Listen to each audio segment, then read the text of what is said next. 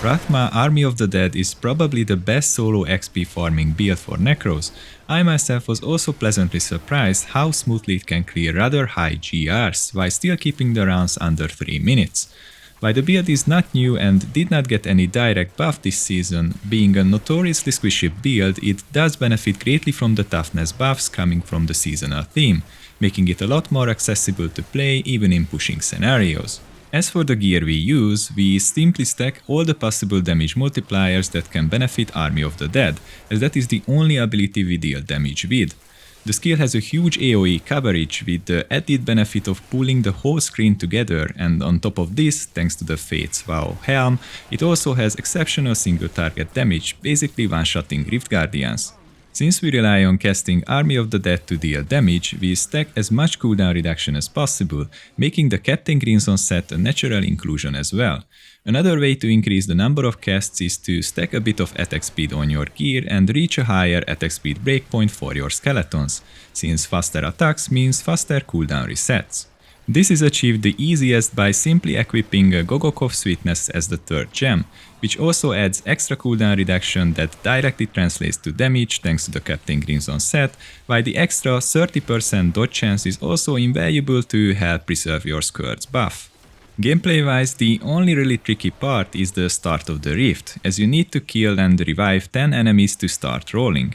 Initially, just try to ignore elites and try to find a group of weaker enemies that you can kill in 1 or 2 casts while also safely stacking up your bone armor. Prior to casting Army of the Dead, always make sure to have your skeletons active, preferable on the target with the most HP. You should also stack up your funerary pick by channeling Siphon Blood and keep the buff active as much as possible throughout the Rift. Siphoning the highest HP enemy when you cast your Army of the Dead is also important for the extra damage multiplier. Using bone armor to stun newly approached enemies is a good way to help preserve your Scourge buff, but you should also try to hide behind your minions whenever possible for the same reason. And this is pretty much it, just make sure to have all your buffs up whenever you cast Army of the Dead and try to move forward and hurt enemies whenever it's on cooldown. It is a fun and powerful build, but it certainly requires a bit of practice, as there are quite a few things to look out for to reach its maximum potential.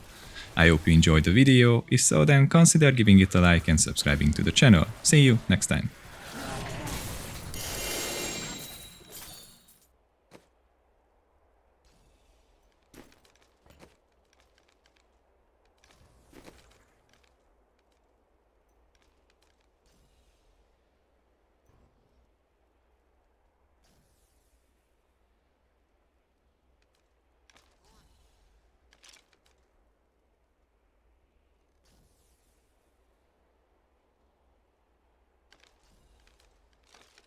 You seem to think that my life is full of ease. It is. Thievery is hard work. Priceless gems don't just leap into my pockets, you know.